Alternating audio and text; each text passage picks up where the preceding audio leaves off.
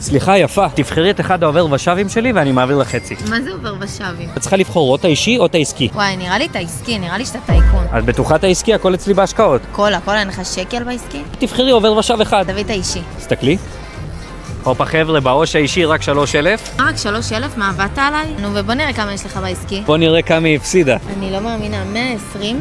אני הפסדתי עכשיו 120,000 שקל. קודם כל הפסדת 60,000, ליתר דיוק. איך בכלל עשית את הסכום הזה? מה הבעיה? אני עושה סרטונים בטיקטוק. טוב, עשית 120,000 מסרטונים בטיקטוק, נו באמת. יש שיטה מיוחדת שאם את עושה סרטונים בטיקטוק, את יכולה להגיע למיליון צפיות, להשיג 50,000 עוקבים ולהכניס 100,000 שקל בחודש. וואי, בא לי גם, איזה נדיר, איך עושים? תבואי להרצאה שלי, יש גם מחיר מבצע לעוקבים. וגם איפה 1,500 שלי? בוא נבדוק אם את עוקבת קודם. מה, אבל אני לא עוקבת אחרי גברים. אבל אולי אחריי כן, כי אני חתיך. לא נראה לי. איך קוראים לך? לב סונט. איי! גם את ההרצאה פספסת, חבל. לא, את ההרצאה אתה מביא לי בחינם. את לא עוקבת. לא, אין מצב, אתה מביא לי כרטיס וגם לחברה שלי, לא מעניין אותי. סבבה, בגלל שאת חמודה, אין בעיה, אני אביא לך כרטיס מתנה. תודה רבה.